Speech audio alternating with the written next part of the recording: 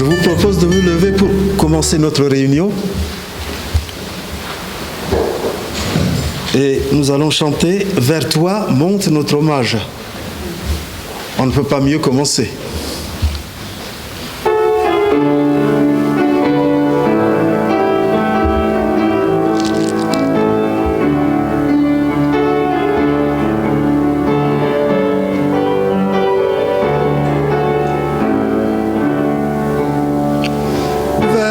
Monte notre hommage, Dieu puissant sauveur, qui demeure d'âge en âge, le refuge du pécheur. Loué soit ton amour, loué soit à jamais, Jésus ton Dieu, ta gloire et ta bienfait. Loué soit ton amour, loué soit ta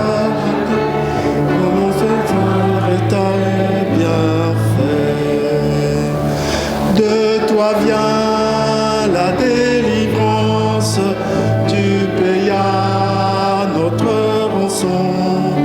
C'est en toi qu'est l'espérance, la paix et la guérison. Loué soit ton amour, loué soit à jamais, ton nom Jésus, ta gloire et tes bienfaits.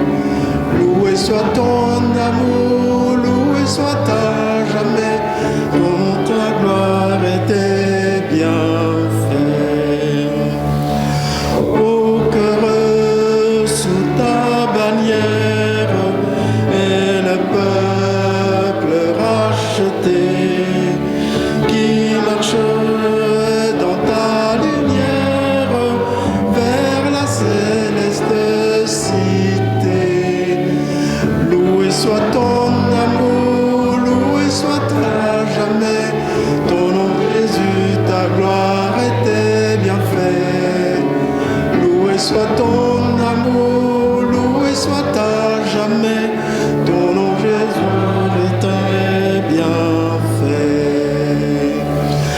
Par ta divine parole, tu l'enseignes, tu l'instruis, et par l'Esprit qui console, sûrement tu le conduis. Loué soit ta amour, loué soit à jamais, ton nom Jésus, ta gloire et tes bienfaits. Loué soit ton amour, soit à jamais, ton nom Jésus et tes bienfaits. Bientôt glorieuse attente, tu combleras tous nos vœux. Sur la nuit étincelante, tu viendras à nous des cieux. Loué soit ton amour, loué soit à jamais, ton nom Jésus, ta gloire et tes bienfaits. Loué soit ton amour, loué soit à jamais, ton nom Jésus, gloire et tes bienfaits. Merci. Veuillez vous asseoir.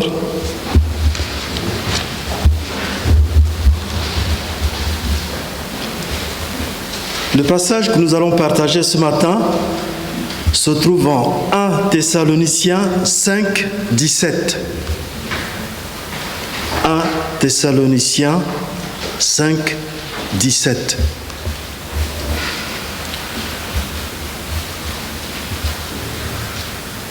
C'est un passage très bref, mais qui devrait susciter de notre part beaucoup d'activité. Priez sans cesse.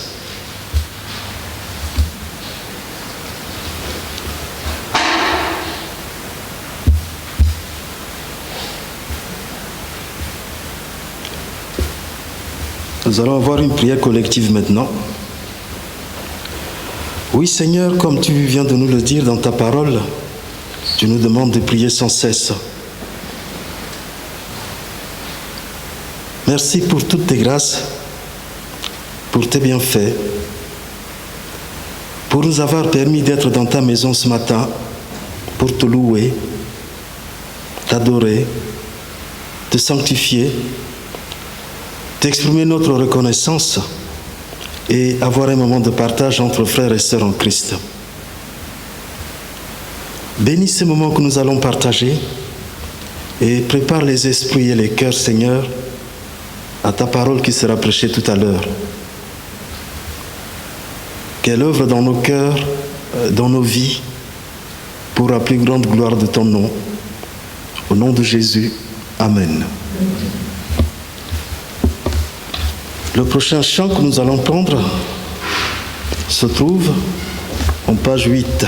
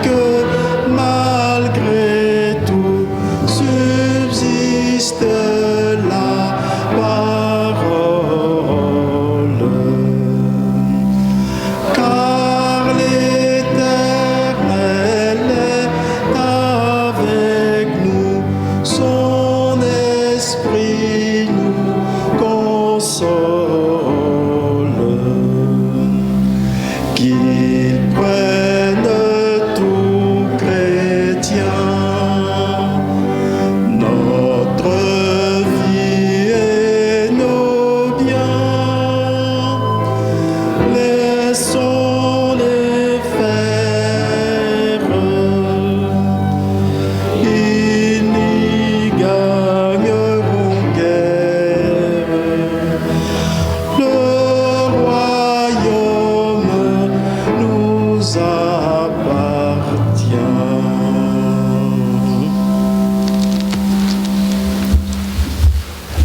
Merci.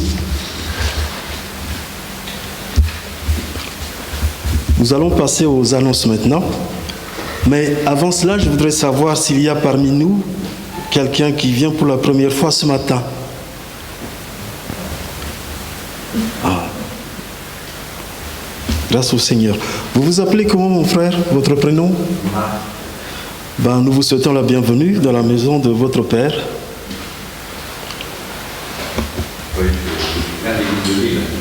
Ah, enchanté. Et bienvenue. Ce matin, il y a beaucoup d'annonces. Je vous demande d'être indulgent avec moi. Comme vous avez pu le remarquer, l'Église a repris ses activités, on va dire presque normales, avec à 10 heures l'étude biblique pour les adultes ici et pour les ados et les enfants dans leurs classes respectives. Lorsque vous vous inscrivez pour venir les dimanches, n'oubliez pas de préciser pour les familles qui ont des ados qui devront les rejoindre tout à l'heure pour le culte, qu'ils s'asseyent en prévoyant leur place déjà. Quant aux autres enfants, ils n'auront pas besoin de bouger, ils restent là-bas jusqu'à la fin. Comme vous avez pu le constater, le virus circule toujours et le gouvernement est arrivé, du moins pour la région qui est la nôtre, on va faire court à restreindre les mouvements. Il faut en tenir compte et n'oublions pas les gestes barrières, le masque obligatoire à partir de 6 ans comme à l'école, le lavage à la main au gel hydroalcoolique, et puis éviter les trop grands attroupements. Pour les offrandes, c'est à la sortie. Et à chaque sortie, vous verrez qu'il y a des assiettes pour cela. On ne fait plus circuler les assiettes parmi nous.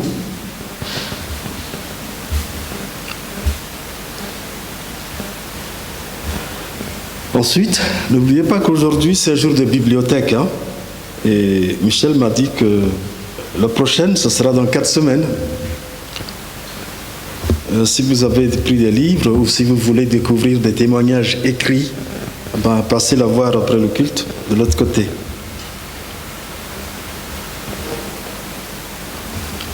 Je voudrais pouvoir demander à notre sœur Jeanne si elle est prête pour son témoignage, soit de sa place ou ici. C'est à ta convenance. Très bien.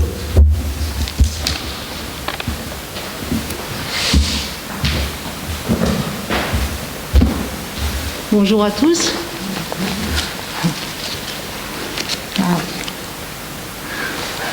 J'ai apporté un petit témoignage de ce que j'ai pu vivre récemment. Voilà. Alors, lorsque je repense aux 3 dernières semaines qui se sont écoulées, 2 versets me viennent à l'esprit. Ésaïe 66, 13, je cite, « Comme celui que sa mère console, moi aussi je vous consolerai, dit l'Éternel Dieu. » Le deuxième passage est celui d'Ésaïe 65, 16. « En effet, les maux ou les douleurs du passé seront tous oubliés. » Il y a 3 semaines, j'ai eu une lombalgie aiguë m'empêchant de marcher correctement. La douleur était si forte que j'eus besoin d'antalgiques pour me laver et rester debout un moment. Je fis tous mes efforts pour atteindre un Doliprane dans la maison, mais malheureusement pour moi, les quelques Doliprane qui restaient étaient déjà périmés depuis quelque temps. C'est alors que j'entends une voix intérieure me dire « Tu as une sœur en Christ à côté de la maison qui doit certainement en avoir. » Je priai aussitôt « Seigneur, aide-moi à parvenir jusqu'à elle, car sans ton aide, je ne pourrais y arriver. » Je pris alors avec moi mes chaussettes, ne pouvant les mettre seule. Non seulement cette sœur me donnait une boîte complète de Doliprane, mais elle eut la gentillesse de mettre mes chaussettes. Je rendais grâce au Seigneur pour ses bienfaits. Le lendemain, c'est encore cette même sœur qui me donnait le téléphone de SOS médecin qui me donna les médicaments et les antalgiques appropriés pour être traitée. Comme il est heureux, lorsque nous sommes alités, d'avoir un bon livre de chevet à ses côtés. Alors que j'y pense encore, il est bien utile d'avoir dans l'Église quelqu'un qui se charge de la bibliothèque. J'avais choisi Tamar, cette femme d'espoir, livre que j'avais pris une semaine auparavant. Tout en étant allongée pendant plusieurs jours, je fus bénie par ma lecture.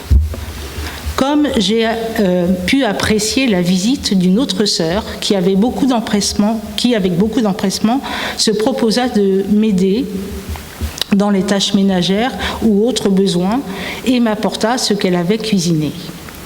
Les bénédictions fraternelles ne s'arrêtaient pas là. 2 familles différentes se proposèrent de m'aider à réemménager ma chambre et un frère que je connais depuis l'enfance s'activa pour changer dans ma chambre les meubles de place selon ma convenance, m'apporta des courses et de la soupe qu'il avait fait lui-même. Il ne se passait pas 2 jours sans que quelqu'un intervînt. Vers la fin de la 2e semaine, une sœur m'emmena en voiture chez Leclerc, puis à Ormesson pour du matériel que j'avais besoin. La dernière visite fut celle d'un frère qui prit soin pendant la semaine pour aller me chercher un nouveau téléphone et de me le ramener.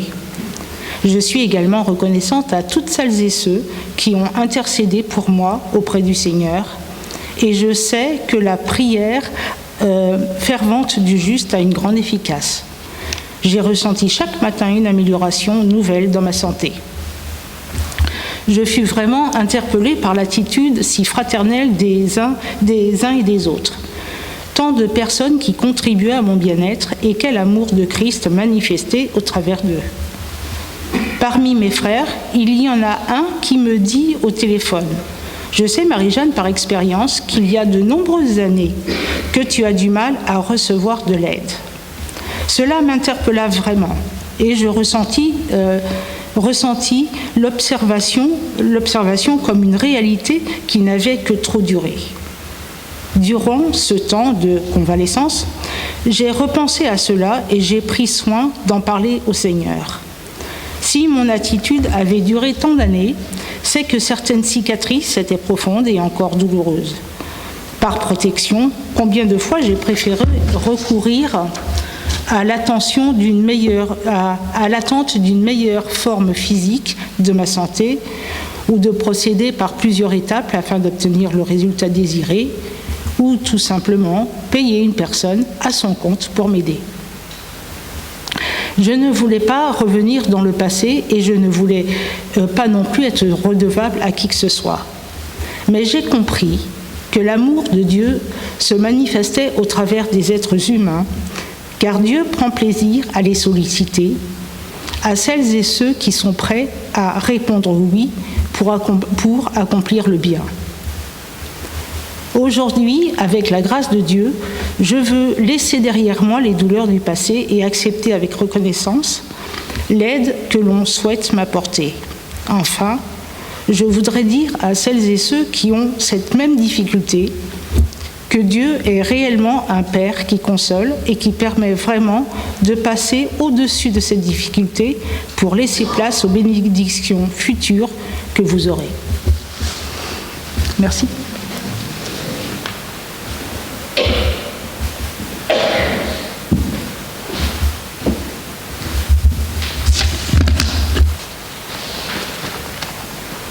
Merci, sœur Marie-Jeanne. On va innover un peu ce matin à cause de la gravité des autres annonces. Nous allons louer le Seigneur pour sa grâce, non seulement envers notre sœur, mais envers chacun de nous. Je vous invite à vous lever.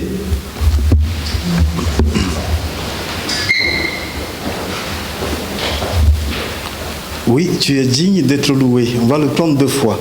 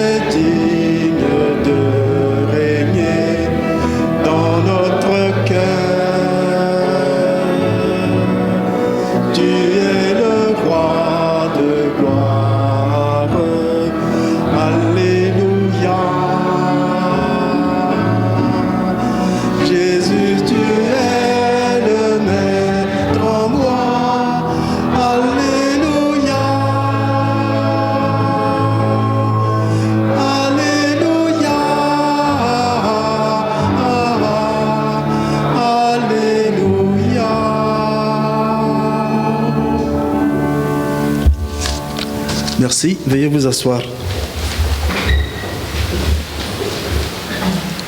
Les prochaines annonces vont susciter de notre part beaucoup de prières au Seigneur. Tout d'abord, vous connaissez notre frère Gérard Lanois avec son épouse Lise. Ils sont actuellement aux Antilles, ils espèrent revenir avant l'été. Mais Gérard a perdu son petit frère, Michel de son nom. Pensez à prier pour cette famille, pour nos frères, qu'ils puissent revenir parmi nous. En outre,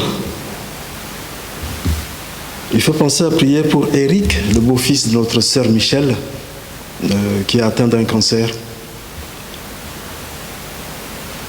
Les frères et sœurs ont besoin de nos prières, et comme l'apôtre Paul nous le demande, priez les uns pour les autres.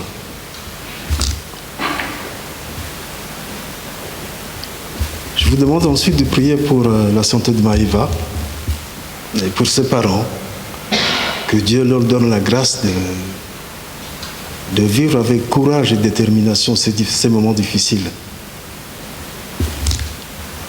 Nous pensons à notre pasteur, à sa situation de santé, et puis à la situation administrative qui, de jour en jour, éloigne, pour ainsi dire, ou retarde la perspective qu'il revienne parmi nous. Pensons à lui, à sa famille, et puis à notre Église aussi.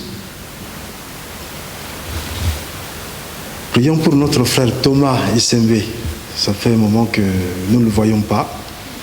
Que quoi qu'il vive, que ce soit avec la grâce du Seigneur et son courage et sa conduite.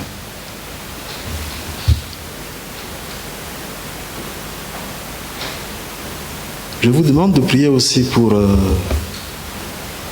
Fernando, le mari de notre sœur Sylvie, et son fils Thomas, qui sont déclarés positifs au Covid.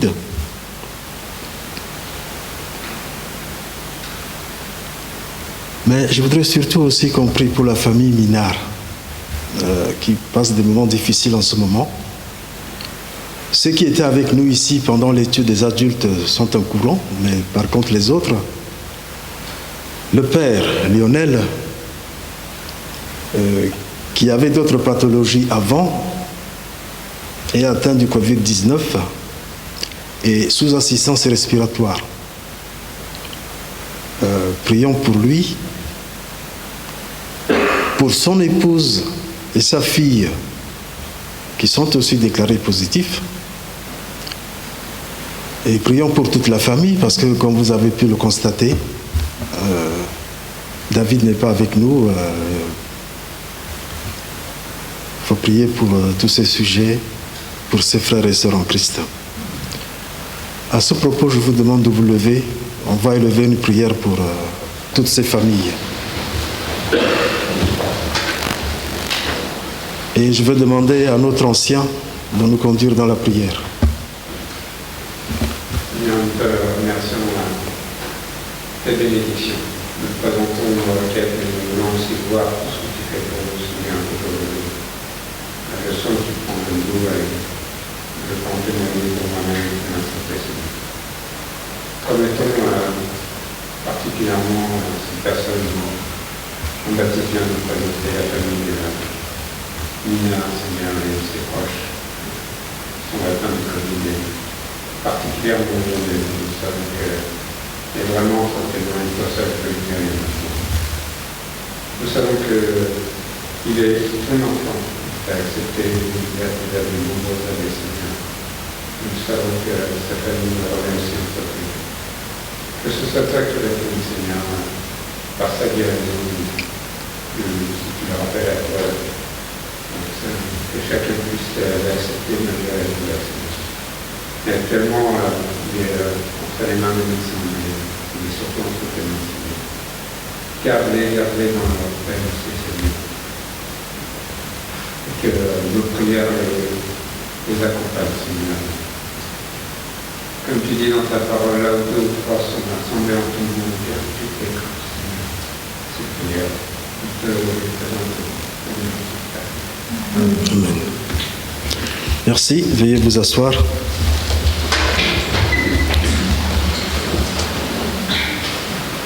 Et je conclurai par les annonces par l'étude biblique des hommes qui a toujours lieu les vendredis à 21h en visioconférence.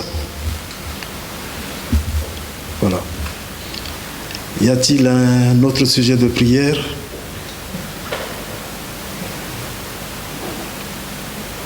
Très bien. Nous allons poursuivre avec le cantique Rédempteur adorable.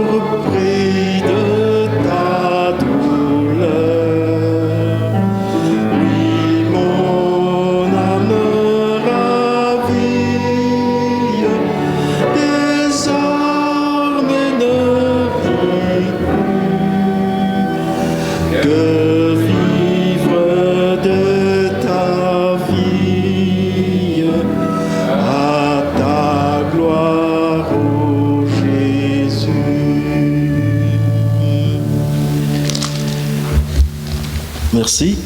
Avant les annonces, on va prendre les annonces, pardon. Avant la prédication, nous allons prendre un dernier cantique à celui qui nous aime, que nous chanterons debout, s'il vous plaît.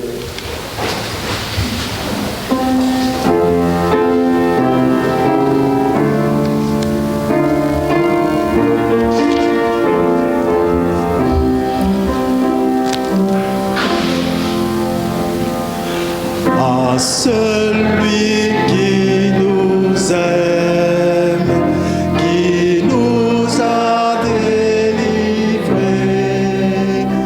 de nos péchés par son sang, et qui a fait de nous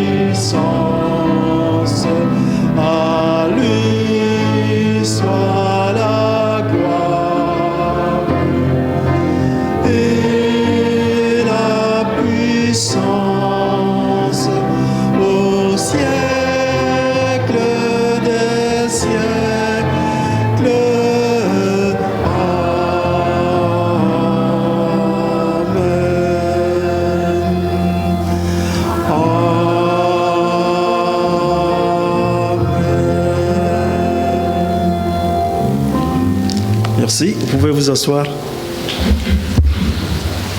Je laisse la place au diacre Thiago pour le message.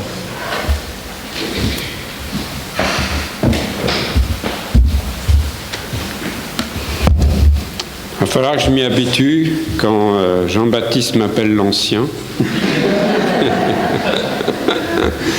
C'est comme ça.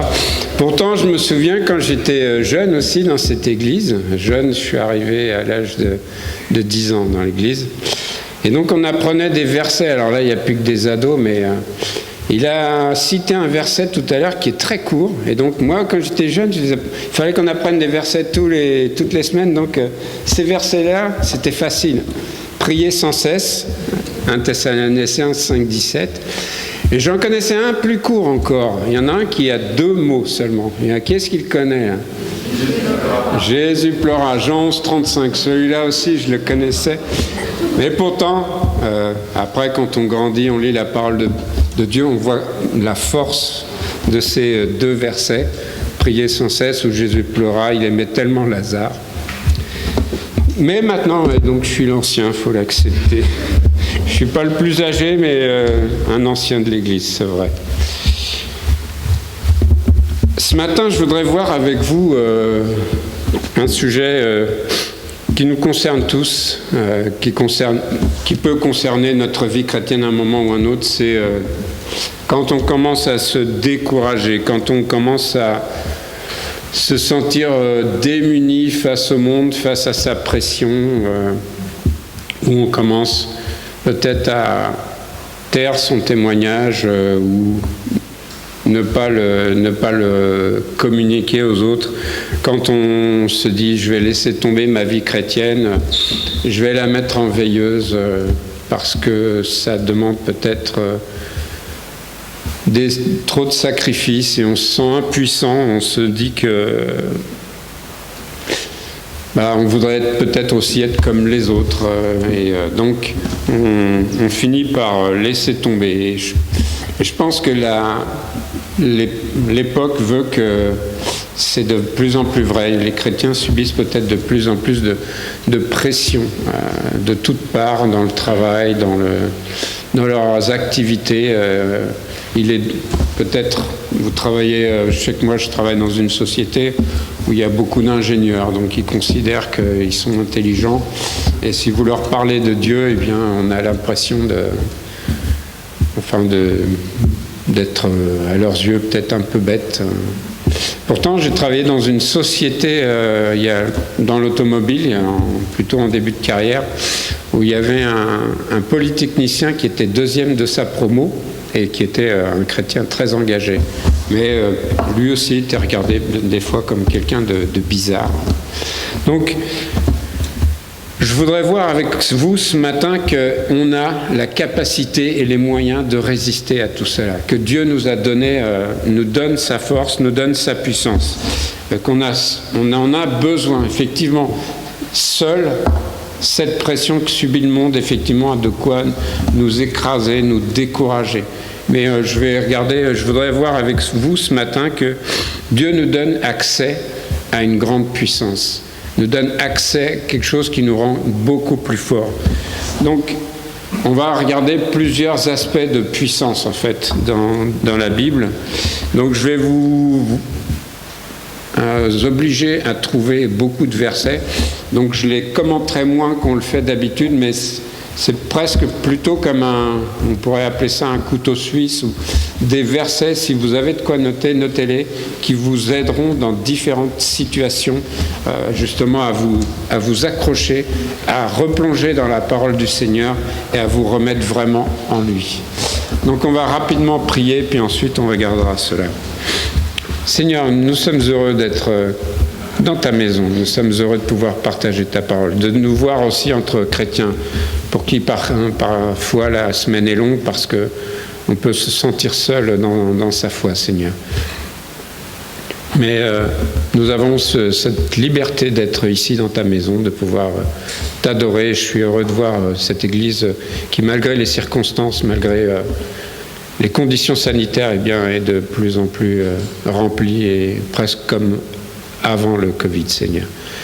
Je te remets ta parole qui sera annoncée ce matin entre tes mains, Seigneur, que ce soit vraiment toi qui touches les cœurs et que tu nous parles au travers de ces messages que nous pouvons entendre dimanche après dimanche, qu'ils puissent être une nourriture pour notre vie, que nous ne soyons pas ici dans ta maison par habitude ou pour faire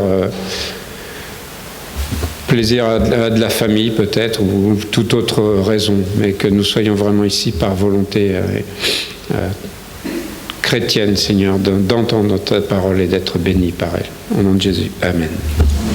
Donc, on va regarder d'abord la puissance de la patience et de l'attente. On va regarder un verset tout de suite, c'est Ésaïe 40-31, qui montre qu'en fait, pour le chrétien, la patience et l'attente, elle passe toujours par une unité dans la prière. Donc, dès que je trouve les versets, je les lis. Donc, ne m'en veuillez pas, mais peut-être vous allez plus vite, surtout si vous avez un téléphone. Moi, je vais le faire à l'ancienne avec une Bible. Donc, Ésaïe 40-31.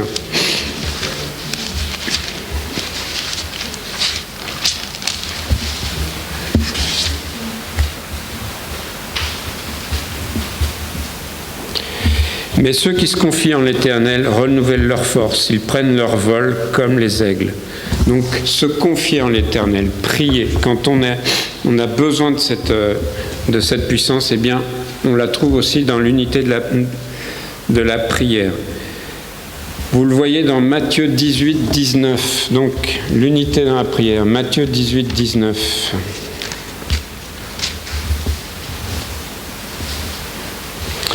Je vous dis encore que si 2 d'entre vous s'accordent sur la terre pour demander une chose quelconque, elle leur sera accordée par mon Père qui est dans les cieux. Donc on voit ici l'unité dans la prière. Quand 2 ou 3 prient, eh bien Dieu leur accorde une réponse. L'unité aussi de rester en lui. Jean 15-7.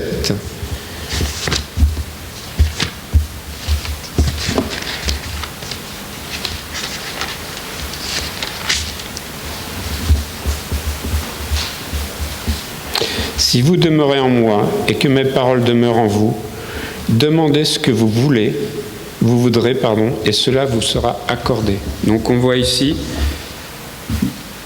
dans la prière, quand elle est sincère, Dieu nous répond. Il nous accorde une réponse à notre prière. L'unité aussi de rester en lui. Jean 15, non, c'est celle qu'on vient de lire, pardon.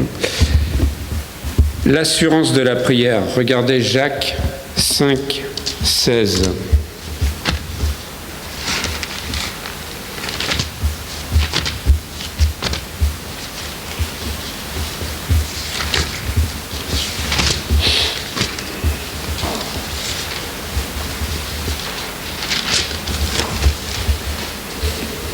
Confessez donc vos péchés les uns aux autres et priez les uns pour les autres, afin que vous soyez guéris. Donc on voit ici l'assurance de la prière. On voit déjà toute la puissance contenue dans le fait de prier. La sûreté dans la prière, Jérémie 33:3.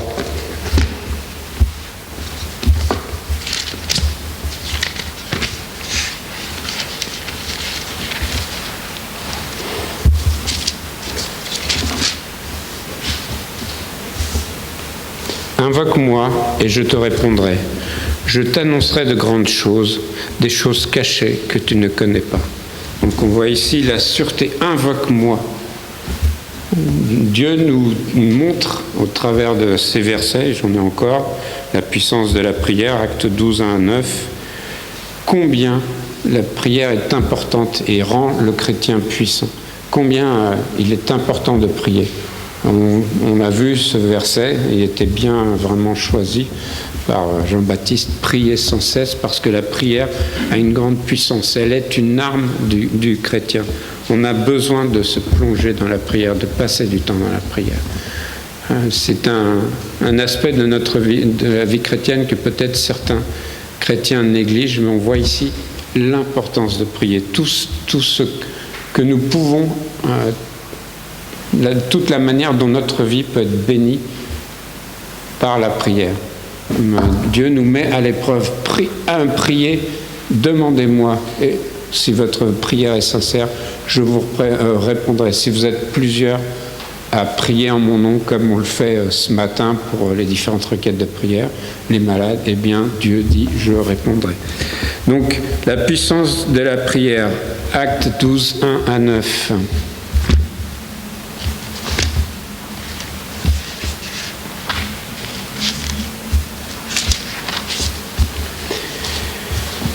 Voici le même temps, le roi Hérode se mit à maltraiter quelques membres de l'Église, et il fit mourir par l'épée Jacques, frère de Jean.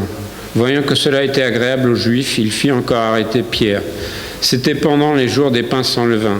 Après l'avoir saisi et jeté en prison, il le mit sous la garde de 4 escouades de 4 soldats, chacune avec l'intention de le faire comparaître devant le peuple après la Pâque. Pierre, donc, était gardé dans la prison et l'Église ne cessait d'adresser pour lui des prières à Dieu. La nuit qui précéda le jour où Hérode allait le faire comparaître, Pierre, lié de 2 chaînes, dormait entre 2 soldats et des sentinelles devant la porte gardaient la prison. Et voici un ange du Seigneur survint et une lumière brilla dans la prison. L'ange réveilla Pierre et le frappant au côté et en disant « Lève-toi promptement ». Les chaînes tombèrent de ses mains. Et l'ange lui dit « Mets ta ceinture et tes sandales ». Et il fit ainsi. L'ange lui dit encore « Enveloppe-toi de ton manteau et suis-moi ». Pierre sortit et le suivit, et ne sachant pas ce qui se faisait par l'ange était réel, et s'imaginant avoir une vision. Donc on voit ici un miracle qui se produit, donc la libération de Pierre de la prison. On voit qu'il était enfermé, les chaînes, des gardes juste à côté, et devant la cage encore des soldats. Et pourtant on voit ce miracle. Et pourquoi ? Parce qu'on voit qu'ils étaient nombreux à prier pour lui.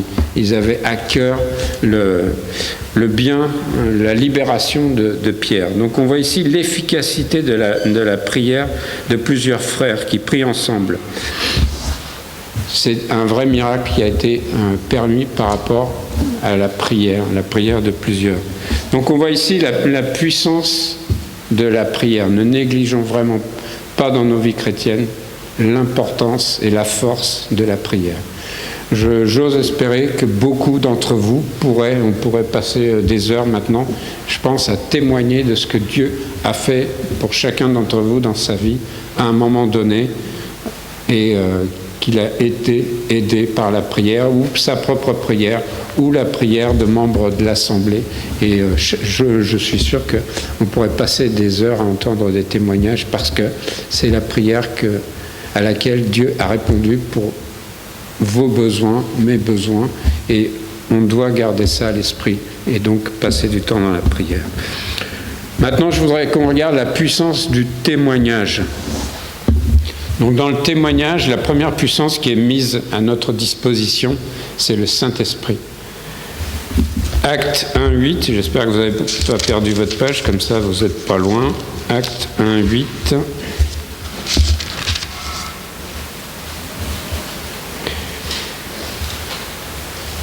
Mais vous recevrez une puissance, le Saint-Esprit survenant sur vous, et vous serez mes témoins à Jérusalem, dans toute la Judée, dans la Samarie et jusqu'aux extrémités de la terre.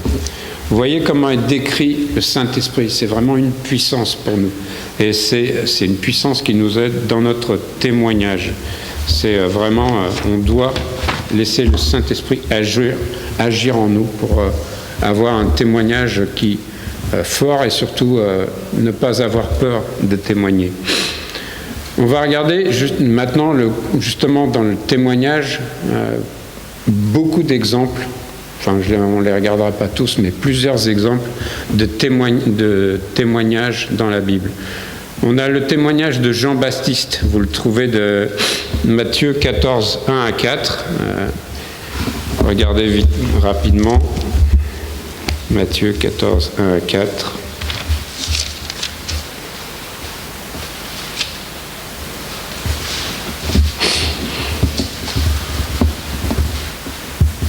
En ce temps-là, Hérode, le tétrarque, ayant entendu parler de Jésus, dit à ses serviteurs : « C'est Jean-Baptiste, il est ressuscité des morts, et c'est pour cela qu'il se fait par lui des miracles. » Car Hérode, qui avait fait arrêter, Jean l'avait lié et mis en prison à cause d'Hérodias, femme de Philippe, son frère, parce que Jean lui disait « Il ne t'est pas permis de l'avoir pour femme ». Il voulait le faire mourir, mais il craignait la foule, parce qu'elle regardait Jean comme un prophète. Or, lorsqu'on célébra l'anniversaire de la naissance d'Hérode, la fille d'Hérodias dansa au milieu des convives et plut à Hérode, de sorte qu'il promit avec serment de lui donner ce qu'elle demanderait. À l'instigation de sa mère, elle dit « Donne-moi ici sur un plat la tête de Jean-Baptiste ». Le roi fut attristé, mais à cause de ses serments et des convives, il commanda qu'on la lui donne. Et il envoya décapiter Jean dans la prison. Sa tête fut apportée sur un plat et donnée à la jeune fille, qui l'apporta à sa mère. Les disciples et Jean vinrent prendre son corps et l'ensevelir, et ils allèrent l'annoncer à Jésus.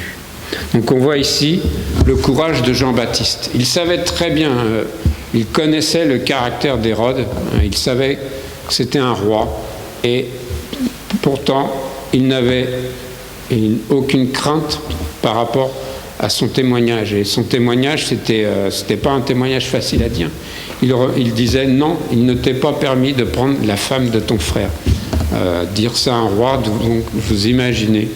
Et donc on voit les conséquences, c'est qu'il en est mort, mais il était conscient de ça. Mais il a quand même témoigné, il a pris Dieu lui disait de témoigner, et donc Jean-Baptiste l'a fait. On voit ici donc vous pouvez vous dire, il y a laissé sa vie, est-ce que ça valait la peine ? Si vous regardez tout le témoignage que ça a eu après auprès des autres chrétiens, oui. Et de son point de vue, ça valait la peine. Et de son assurance aussi d'être à sa mort auprès de Dieu, pour lui, il était prêt à le faire, il était prêt à témoigner, et il l'a fait. Et c'est pas un témoignage inconscient, il était très conscient des risques. C'est pas comme si on s'embarquait dans quelque chose qu'on ne sait pas trop où on met les pieds puis on verra bien. Non, il était très conscient des risques, mais il a témoigné quand même parce que Dieu lui demandait. Donc on voit la force du témoignage de Jean-Baptiste. Un autre témoignage fort, c'est celui d'Étienne. Regardez Actes 6, 7 à 14.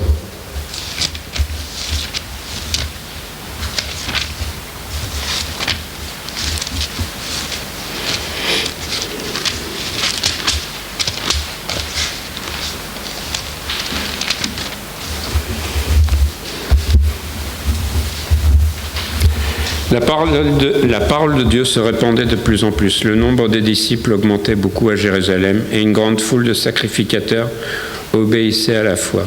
Étienne, plein de grâce et de puissance, faisait des prodiges et de grands miracles parmi le peuple. Quelques membres de la synagogue, dite des affranchis, de celle des Cyrénéens et de celle des Alexandrins, avec des Juifs de Cilicie et d'Asie, se mirent à discuter avec lui. Mais ils ne pouvaient résister à sa sagesse et à l'esprit par lequel il parlait. Alors, ils soudoyèrent des hommes qui dirent « Nous l'avons entendu proférer des paroles blasphématoires contre Moïse et contre Dieu. »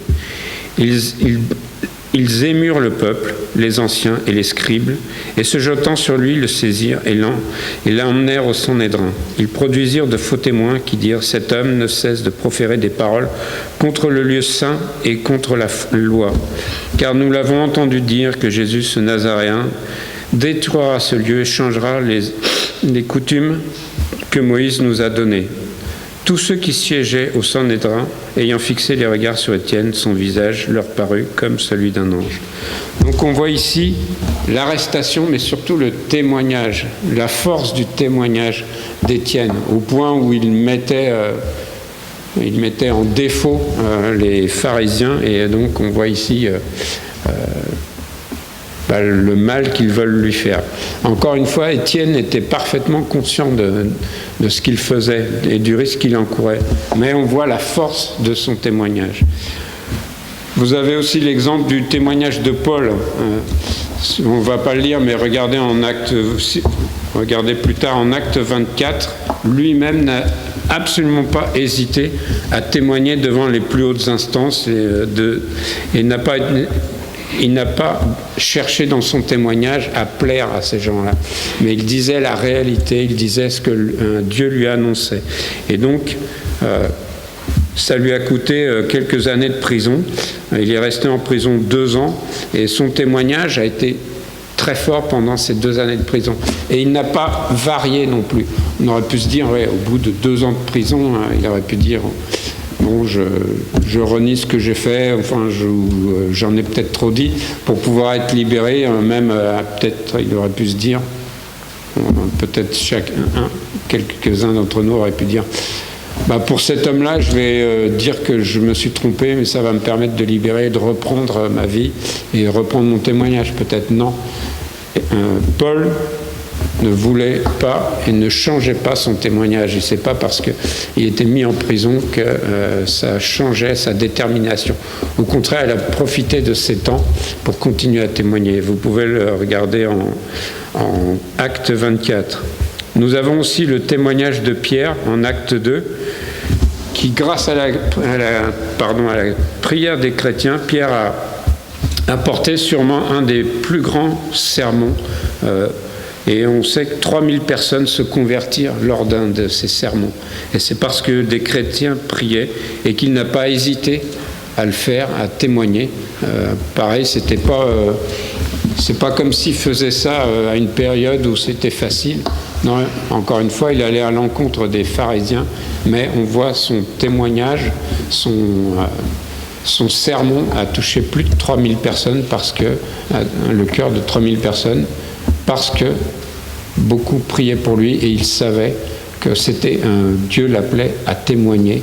Et on voit donc cette sincérité a touché 3000 personnes. Vous avez on va le regarder ça, le témoignage des disciples. Regardez Acte 4, 31.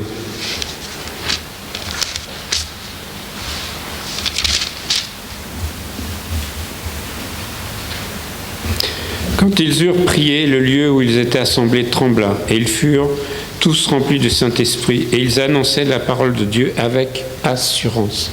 Donc on voit ici le témoignage, la force du témoignage des disciples, qui a vraiment eu beaucoup d'efficacité. Ensuite, nous avons une puissance pour vaincre. Dieu nous donne la force de vaincre. Donc, vaincre, la première chose qu'on vainc, dont Dieu nous aide à vaincre, c'est le péché dans nos vies. Donc ça, vous le trouvez en Romains 6, 14.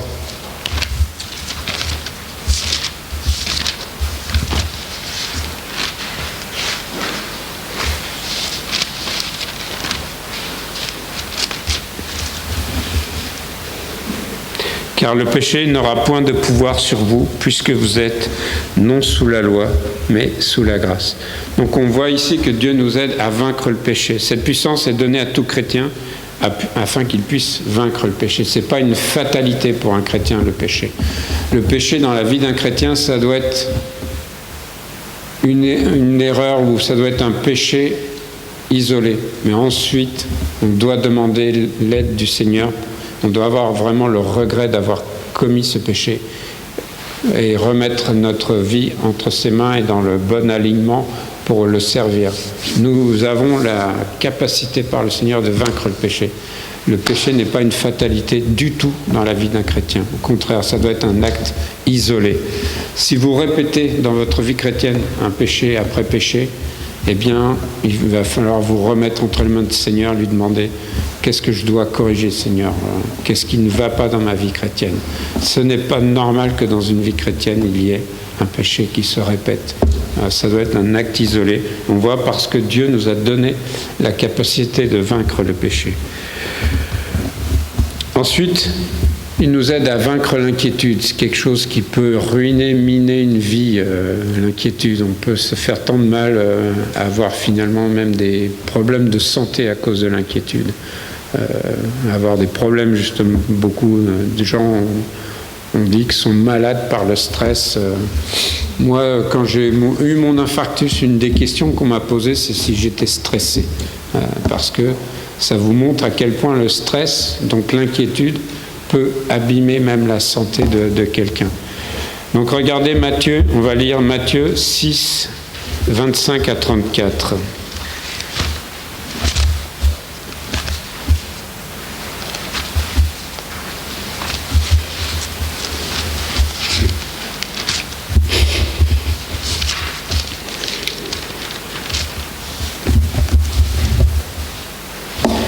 C'est pourquoi je vous dis, ne vous inquiétez pas pour votre vie de ce que vous mangerez, ni pour votre corps de ce que vous serez vêtu. La vie n'est-elle pas plus que la nourriture, et le corps plus que le vêtement ? Regardez les oiseaux du ciel, ils ne sèment ni ne moissonnent, et ils n'amassent rien dans des greniers. Et votre Père céleste les nourrit, ne valez-vous pas beaucoup plus qu'eux ? Qui de vous, par ses inquiétudes, peut ajouter une coudée à la durée de sa vie ? Et pourquoi vous inquiétez au sujet du vêtement ? Considérez comme croissent les lys des champs. Ils ne travaillent ni ne filent. Cependant, je vous dis que Salomon même, dans toute sa gloire, n'a pas été vêtu comme l'un d'eux. Si Dieu revêt ainsi l'herbe des champs, qui existe aujourd'hui et qui demain sera jetée au feu, au four, ne vous vêtira-t-il pas à plus forte raison, gens de peu de foi ? Ne vous inquiétez donc point et ne dites pas que mangerons-nous, que boirons-nous, de quoi serons-nous vêtus ? Car toutes ces choses, ce sont les païens qui les recherchent. Votre Père céleste sait que vous en avez besoin. Cherchez premièrement le royaume et la justice de Dieu, et toutes ces choses vous seront données par-dessus. Ne vous inquiétez donc pas du lendemain, car le lendemain aura soin de lui-même. À chaque jour suffit sa peine.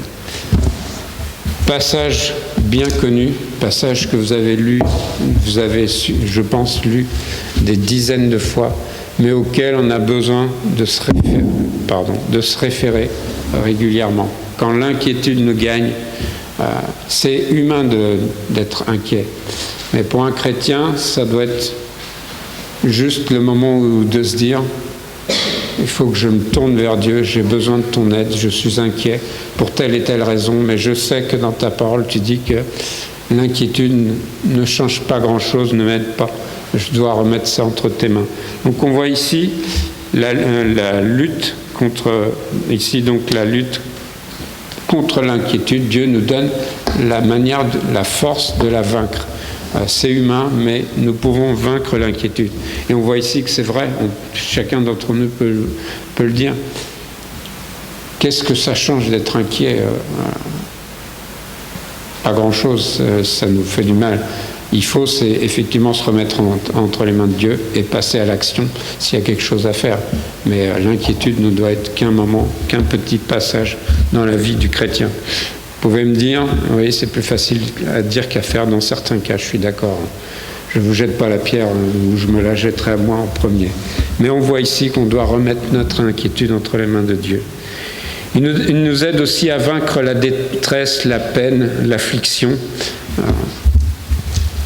Peut-être certains le vivent en ce moment avec les difficultés qu'il y a actuellement dues au Covid. On parlait du cas justement de Lionel. Regardez Psaume 46, 2.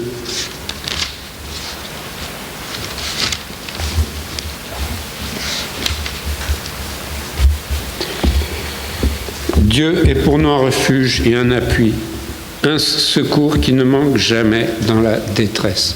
Donc on voit ici que Dieu nous aide à vaincre, parce que nous pouvons lui remettre entre ses mains.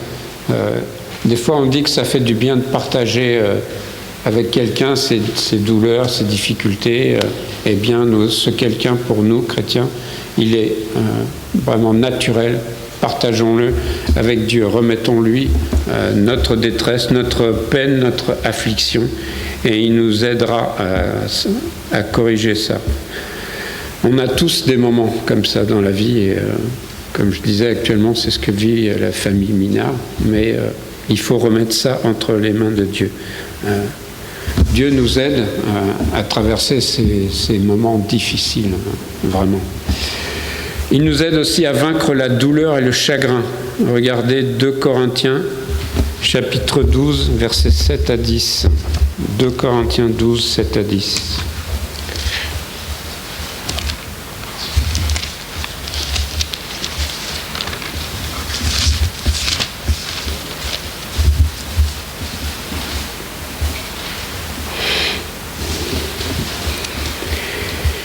Et pour que je ne sois pas enflé d'orgueil à cause de l'excellence de ces révélations, il m'a été mis une écharpe dans la chair, un ange de Satan pour me souffler et m'empêcher de m'enorgueillir. 3 fois, j'ai prié le Seigneur de l'éloigner de moi. Et il m'a dit, ma grâce te suffit, car ma puissance s'accomplit dans la faiblesse. Je me glorifierai donc bien plus de mes faiblesses, afin que la puissance de Christ repose sur moi. C'est pourquoi je me plais dans les faiblesses, dans les outrages, dans les calamités, dans les persécutions, dans les détresses pour Christ, car quand je suis faible, c'est alors que je suis fort. On connaît tous cet aspect de l'apôtre Paul. On sait que quand Dieu, sur le chemin de Damas, s'est fait connaître à lui et où il a été aveuglé pendant plusieurs jours, on pense que cette douleur, ce qu'il a gardé, est la conséquence de ça, qu'il a recouvré la vue, mais qu'il a gardé une douleur de ce moment. Et on voit, c'est au point où il a demandé, on voit par 3 fois, j'ai demandé au Seigneur de m'en débarrasser, mais à chaque fois, Dieu lui a dit non, tu vivras avec, mais je t'aiderai dans ta douleur, dans ta peine, dans ta souffrance. Et donc ça a accompagné, cette douleur a accompagné Paul tout le restant de sa vie. Mais on voit qu'ici, il en a fait une force. Il dit, c'est dans mes faiblesses que je me révèle plus que dans la force. Et on voit, et on connaît l'importance et la force du témoignage de Paul.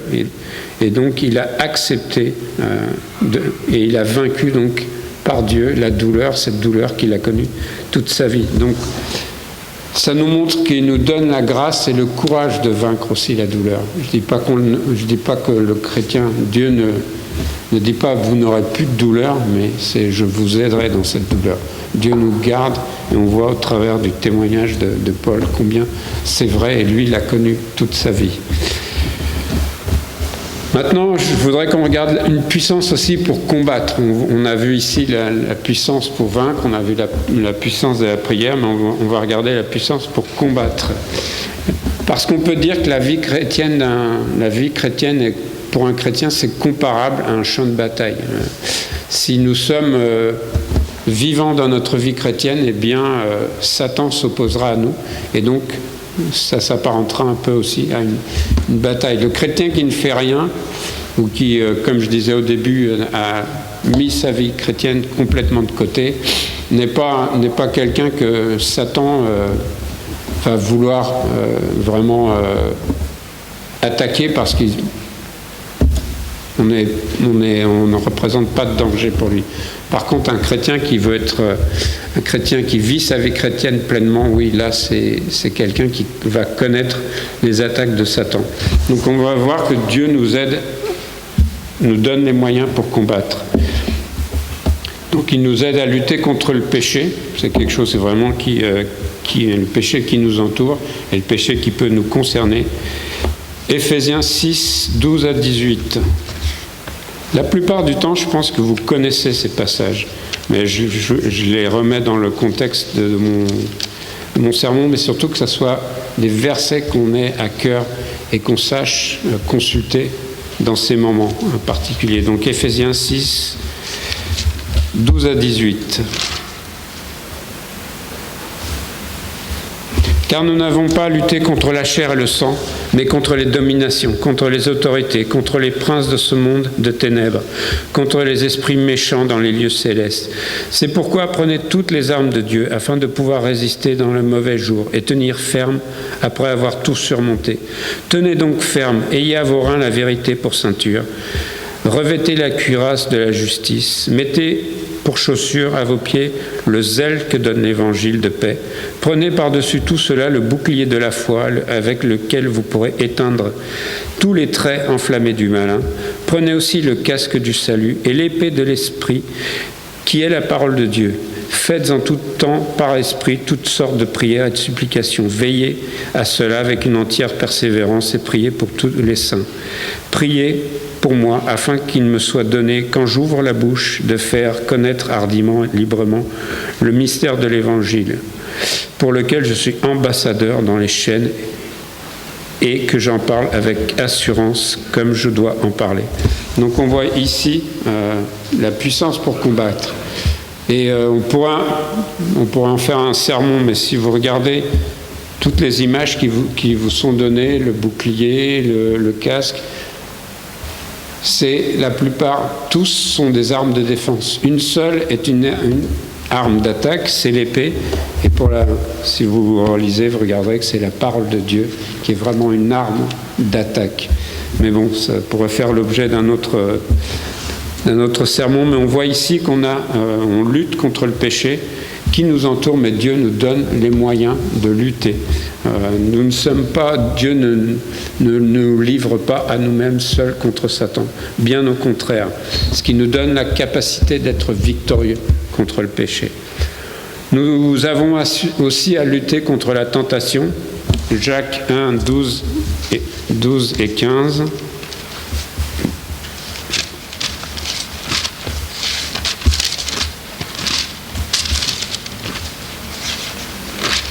Donc Jacques 1, 12 et 15.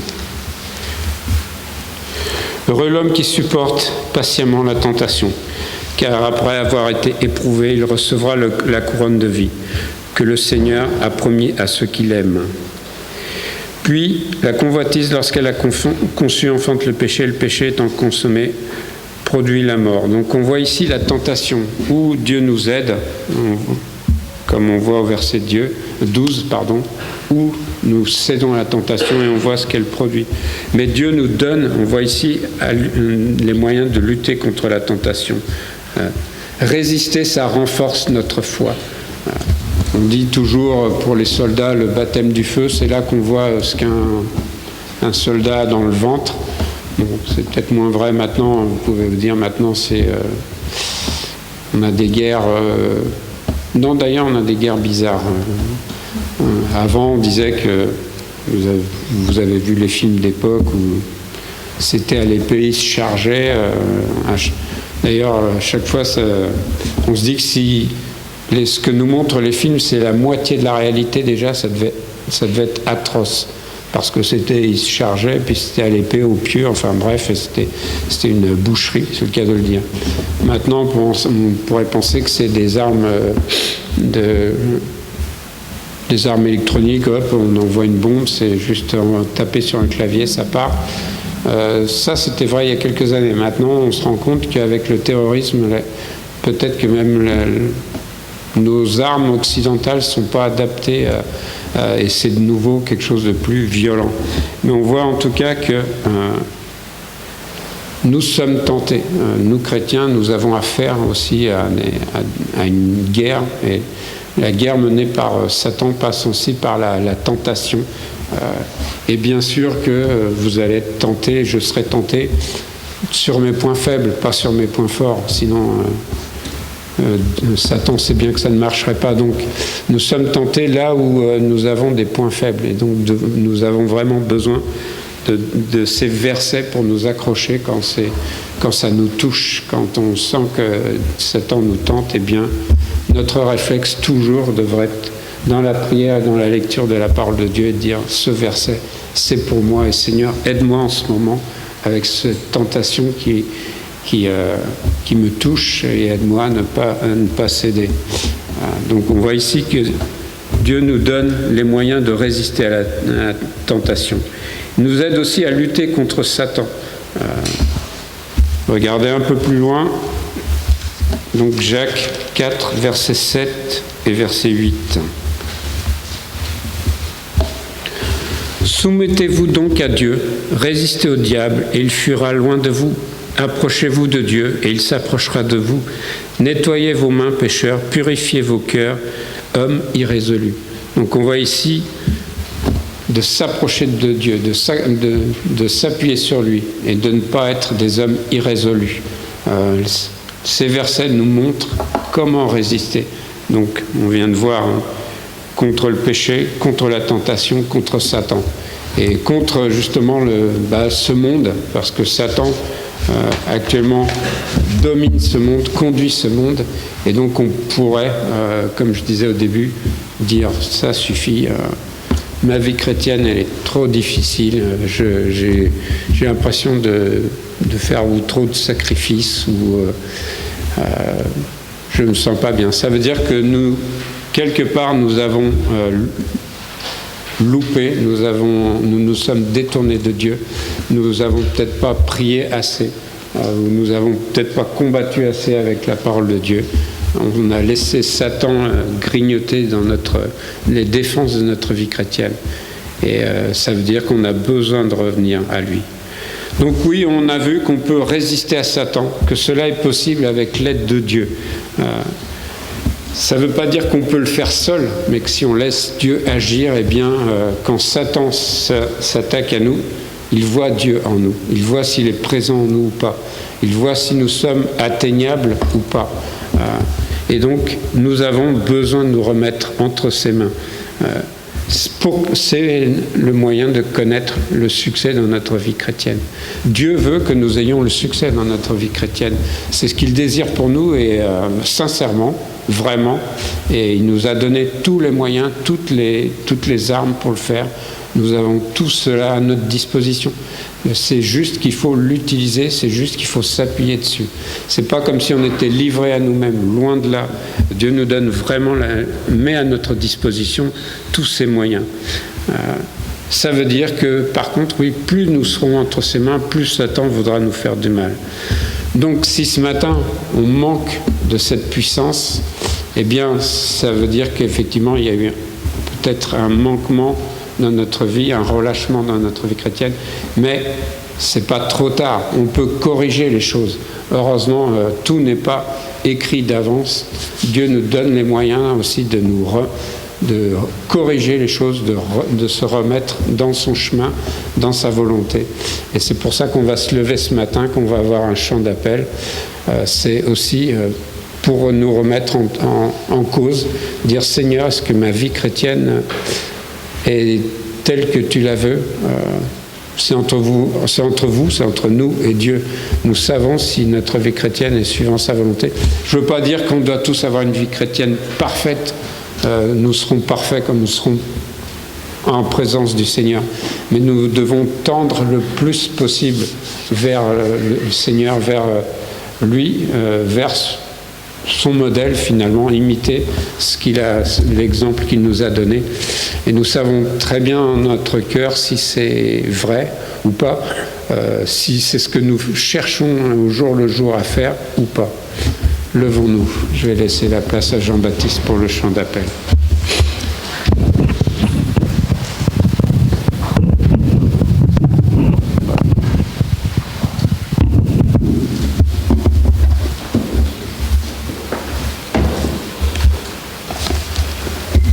Merci.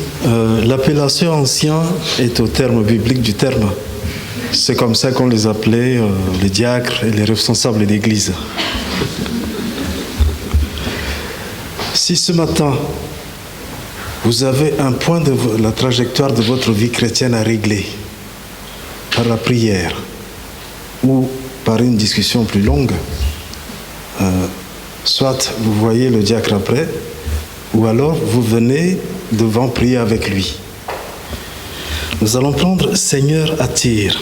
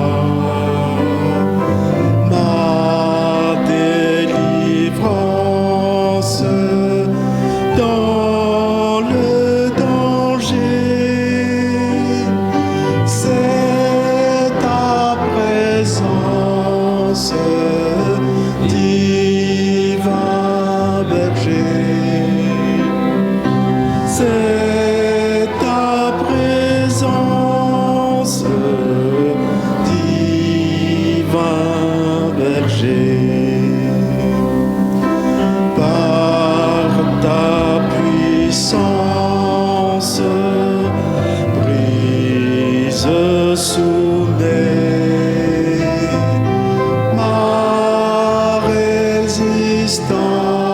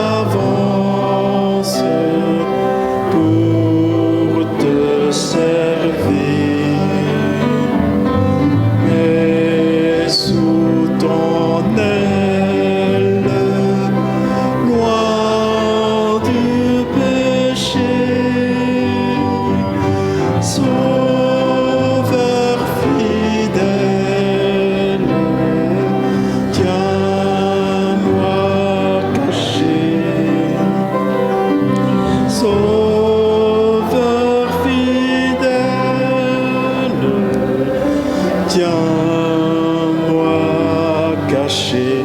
On reprend la première strophe. Seigneur, attire mon cœur à toi. Notre désir tout près de moi. Ma délivrance dans le danger, c'est ta présence, divin berger. C'est ta présence, divin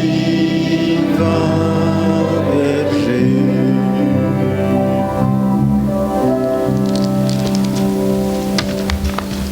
Merci. Prions. Père éternel, que ta parole que nous avons entendue ce matin puisse croître dans nos cœurs, dans nos vies, autour de nous et en nous. Tu nous as montré que par la prière, on serait plus proche de toi, tu serais plus proche de nous et la puissance de ton esprit agirait en nous. Que cela soit une réalité pour chacun d'entre nous ici ce matin, dans les familles représentées ici ce matin, et même dans celles qui n'ont pas pu venir pour des raisons que toi seul connais. Bénis chacun de nous, fortifie-nous, au nom de Jésus. Amen. Bonne semaine à tous.